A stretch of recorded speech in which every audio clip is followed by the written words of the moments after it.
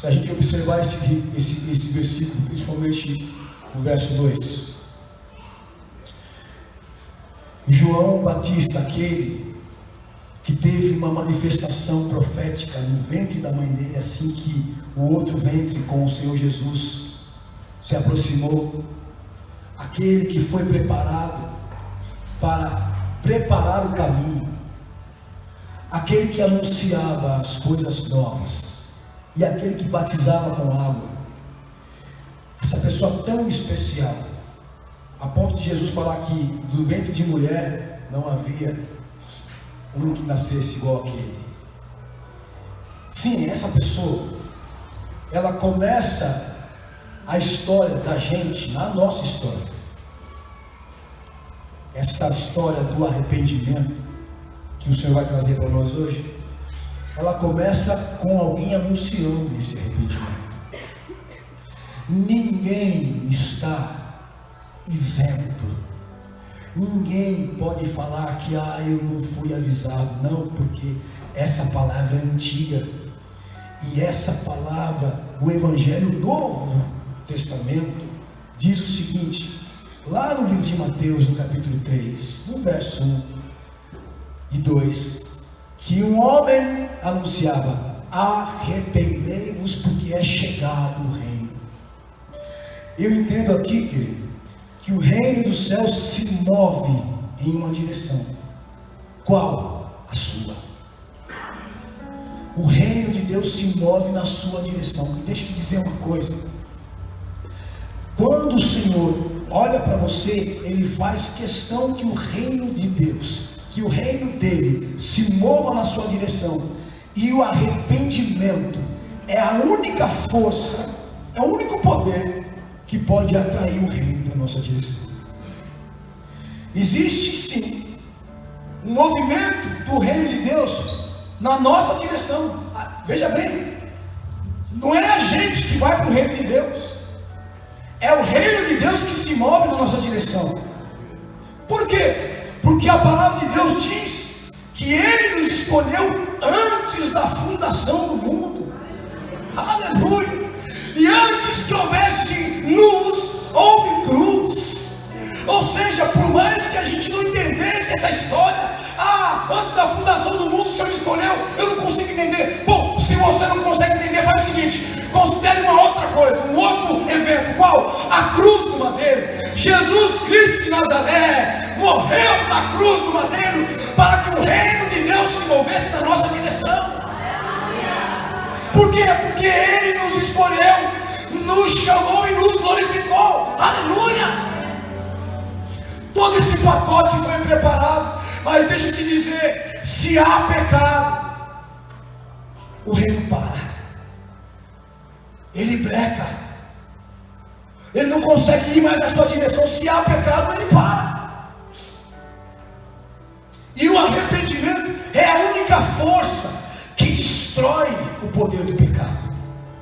O arrependimento genuíno, Anderson, é aquilo que vai fazer com que as portas do céu se abram e Ele continue se movimentando na sua direção. Porque o João Batista falou, e o João Batista fala: arrependemos, porque o reino de Deus está se movendo. Ele chega, Ele está chegando, se arrepende logo. O que Ele quer dizer com isso? Você é o alvo da graça do Senhor. Você é o alvo do amor. Você é o alvo dos milagres. Você é o alvo do reino. Arrependa-se e viva o reino. Aleluia.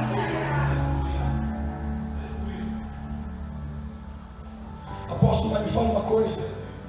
Eu sou tão desgraçado. Muitas vezes a gente é assim. Qualquer paixão diverte a gente. Qualquer paixão faz a gente se perder, ir para cima de princípios terríveis, passar por cima de princípios terríveis. Qualquer coisa pode nos tirar do alvo. Olha só que engraçado aqui, olha. No livro de Marcos, capítulo 1, verso 14. Marcos, capítulo 1, verso 14. É uma referência muito parecida, mas olha só que outra coisa interessante que o Senhor me mostrou. Depois que João foi entregue. Bom, agora já não é mais João que está falando, porque João já cumpriu papel dele. Ele abriu o caminho. Olha lá. Depois que João foi entregue, veio Jesus para a Galileia pregando o Evangelho de Deus, dizendo: o tempo está cumprido e é chegado o reino de Deus. Arrependei-vos e creia no Evangelho. Aqui Jesus, então, dono da plenitude dos tempos, coloca agora uma referência temporal. Enquanto João Batista fala: se arrependa, porque o reino de Deus está se mexendo na sua direção, Jesus fala assim: bom, chegou o tempo, calma, chega. Chegou o tempo. O tempo é agora. Do que? De se arrepender. Repete uma palavra comigo: eu não posso deixar para amanhã. Quando o assunto é arrependimento. O tempo é agora. Sabe o que acontece, Thaís? Jesus ainda fala assim: ó, está chegando o tempo agora. Pronto, acabou, chega de brincadeira. Se arrependa e creia, porque não existe arrependimento que atrai o reino se não tiver fé. Quem está comigo? Aleluia. Deixa eu falar uma coisa para você, pastor Murilo. Fé é a convicção, é o fundamento, é a certeza.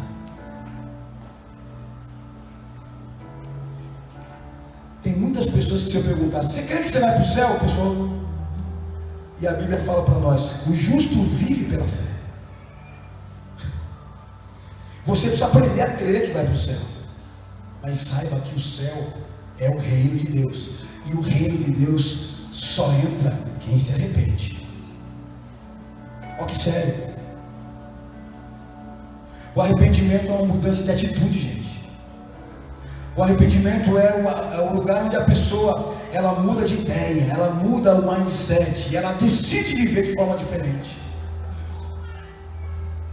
E quando eu estou falando de arrependimento com você aqui, para de entrar nesse lugar religioso e falar: então eu tenho que fazer quantas coisas, eu tenho que rezar quantas vezes, eu tenho que pular quantas vezes para trás, eu tenho que acender quantas velas.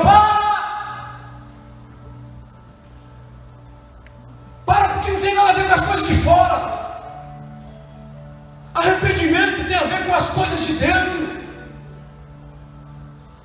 Eu posso imaginar, quando você começa a decidir viver arrependimento, os rios que estão todos obstruídos, com aquelas madeiras, aqueles pneus, aquele sofá que o pecado vai jogando dentro dos seus riachos aí dentro. De repente você decide viver arrependimento, vem uma água maravilhosa e começa a jogar tudo isso para fora, e a sua água da vida dentro começa a fluir maravilhosamente, a ponto de churrar.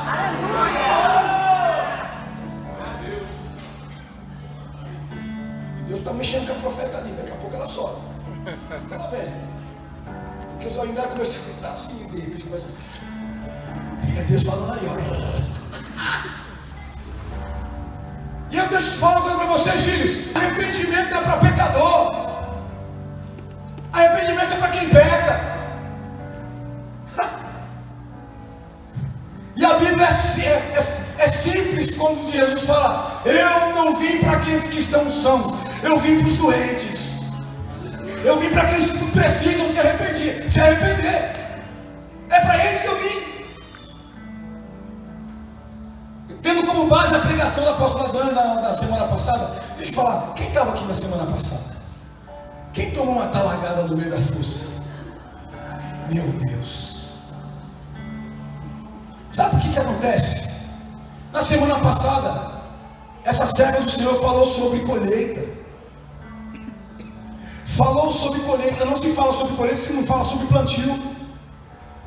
E aí até agora você deve estar perguntando: apóstolo, mas eu não sei do que eu tenho que me arrepender. Eu não fiz nada. Então é o seguinte: se a gente for olhar como base aquilo que a apóstola Dani pregou na semana passada, a gente vai precisar entrar para entrar na sala do arrependimento.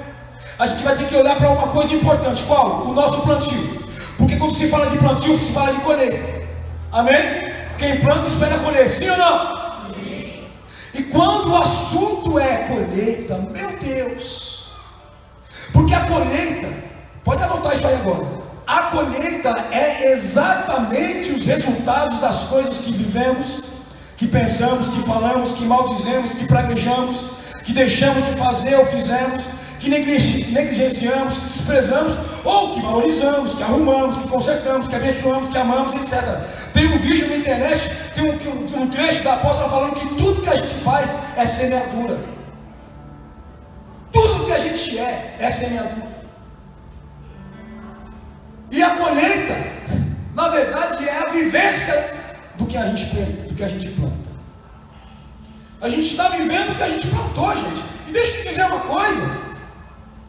Se a palavra de hoje é um arrependimento que atrai o perdão, olha para a sua colheita. É nesse lugar que eu quero que você esteja. Olha para aquilo que você está colhendo. Porque se você pensa, poxa, eu poderia estar colhendo coisas diferentes, coisas melhores, estar colhendo mais. Sabe que isso é um convite para o arrependimento. Porque o arrependimento é o assumir o erro. O arrependimento é querer aprender com o erro. O arrependimento é querer sair do erro.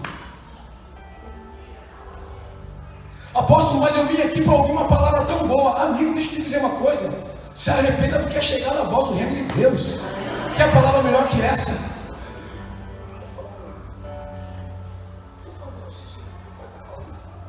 Shalom.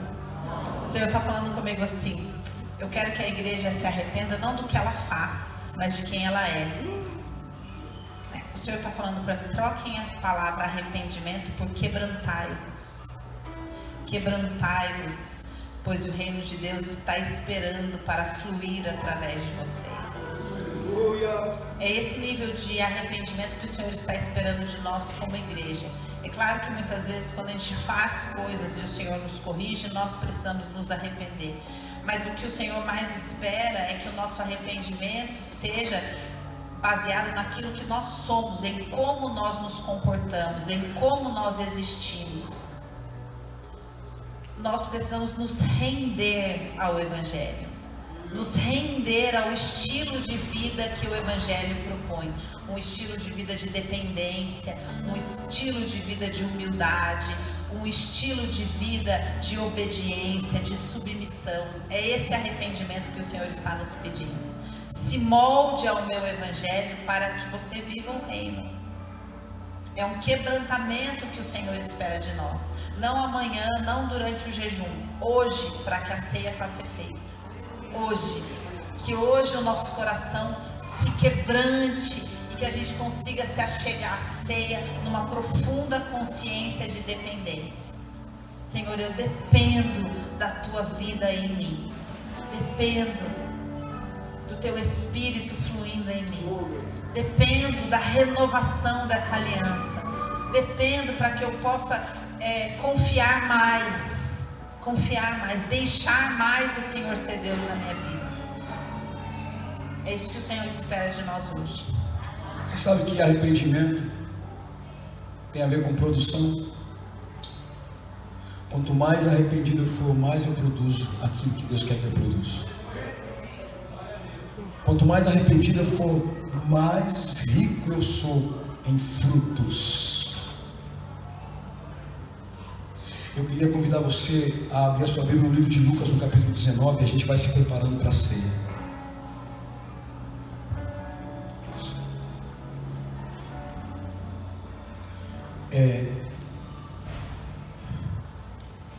O livro de Ezequiel, não precisa virar não, exatamente no capítulo 18, no verso 32, Deus fala assim, através do profeta, que Ele não se agrada na morte de ninguém. A Bíblia fala que, costurando com aquilo que eu vou falar, a Bíblia fala que o salário do pecado é a morte.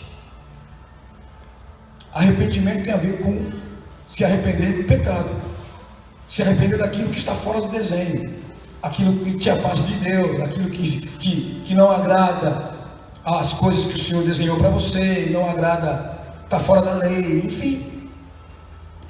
E quando o profeta Ezequiel é usado para falar conosco, Lá no capítulo 18, verso 32, ele fala assim, olha, que Deus não se agrada na morte de ninguém, ou seja, não se agrada na pessoa que se mantém no pecado e morre, mas sim, ele fala, se arrependa e viva. Arrependei-vos e vivei. Fala, o arrependimento está totalmente ligado à vida. Fala, se eu me arrependo, eu garanto a minha vida em Deus. Filha, olha lá, porque não tenho prazer na morte de ninguém, diz o Senhor Deus. Convertei-vos. Algumas traduções dizem, arrependei-vos, pois, e vive. Fala assim, se é nessa noite eu me arrepender, eu vivo uma nova história de vida com o Senhor. Amém. No capítulo 19 de Lucas, a partir do verso 1, tendo Jesus entrado em Jericó e atravessando a cidade, havia ali um homem chamado Zaqueu, o qual era chefe de publicanos e era rico. Este procurava ver quem era Jesus, e não podia por causa da multidão, porque era de pequena estatura. Repete uma palavra comigo, a estatura não precisa ser física, mas de alma. Muitas vezes, filho, você é grandão, mas a sua alma te coloca numa estatura pequena, porque você gosta de ser vítima, você gosta de estar vitimado, você gosta de, você tadinho, você é sempre tadinho. E não é aquela alma pobre que está dizendo ali na bem-aventurança, mas é aquela que, nossa, eu preciso de sempre estar levando vantagem, eu preciso, porque olha só minha condição. E aqui eu quero, no nome de Jesus, volta um pouquinho, minha filha, trazer para um lugar profético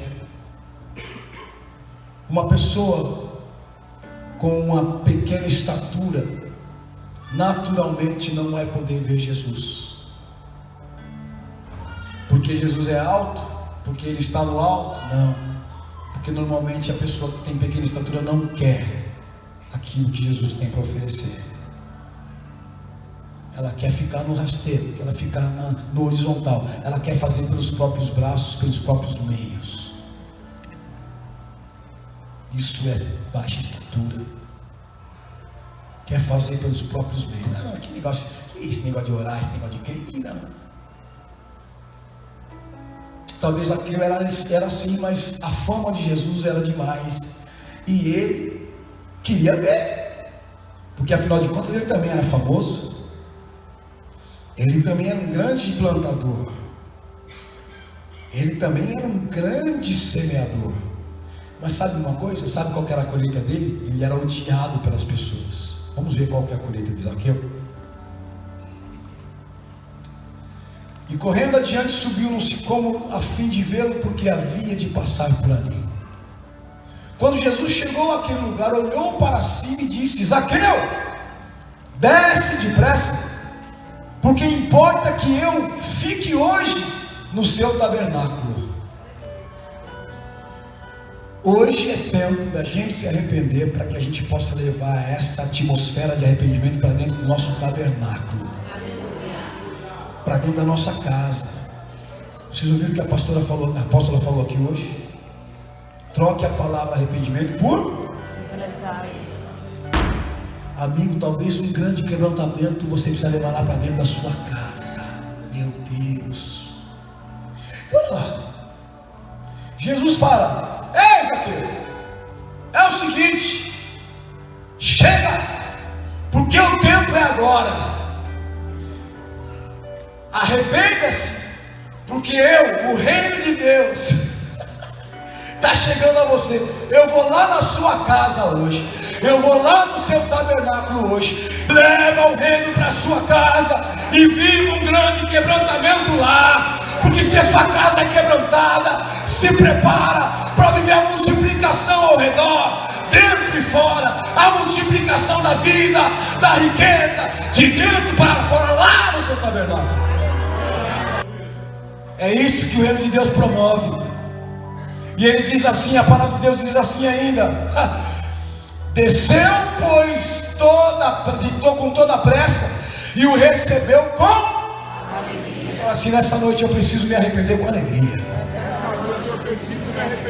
Fala, eu vou tirar o peso. Fala. Porque quebrantamento é tirar o peso. Quando eu sou quebrantado, fala, a primeira coisa que eu enxergo é a possibilidade de se alegrar em Deus. Eu pergunto, quem quer se alegrar em Deus aqui? Quer? Quem quer? Levanta a mão. Então se arrependa. Então se arrependa. Porque o reino de Deus é alegria que ninguém pode roubar. E se você hoje se arrepende, filho, se arrepende para que você receba uma porção de alegria que ninguém, nada pode tirar. Quem quer essa alegria? Levanta a sua mão e fala: eu quero essa alegria. A Bíblia diz ainda, falando o seguinte, que ele desceu com toda alegria. E no verso 7 diz o seguinte: ao verem isso, todos murmuravam, dizendo: entrou para ser hóspede de um homem pecador. A fama de Zaqueu naquele lugar era um homem que pecava, porque talvez tirava dinheiro das pessoas, ele trabalhava com tributo, era um homem que, ou seja, a colheita dele era essa. Ninguém gostava de Zaqueu, era um inimigo público. Olha lá. E deixa eu dizer uma coisa muito séria. Talvez você não roube ninguém, não posso falar, talvez seja um inimigo para você mesmo. Paga as suas contas direitinho, tal, não lesa ninguém, mas talvez lesa você próprio. No seu secreto você talvez não goste de ser você. Na sua intimidade talvez você é um grande roubador de paz e de santidade. Ai meu Deus. Seu pecador, sua pecadora. É isso que você é. Pecador e pecadora. Posso falar? É mesmo. Glória a Deus por isso. Porque Ele veio para curar você nessa noite. Basta você se arrepender, gente. E olha só o que aconteceu. Zaqueu, porém, levantando-se, disse ao Senhor. Peraí, me fala uma coisa. Zaqueu levantou. Primeiro, ele era de baixa estatura, subiu. Jesus foi lá e mandou ele descer.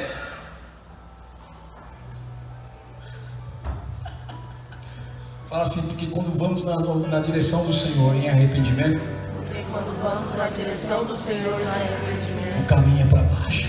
o caminho é para baixo. É descer na casa do oleiro. É descer na casa do oleiro. Para ele ter um particular com a gente. Para ele ter um particular. E ele quebrar a gente e fazer de novo. E ele quebrar a gente fazer de novo. Fala assim, descer na casa do oleiro. Descer na casa do oleiro É viver o quebrantamento. é viver o quebrantamento.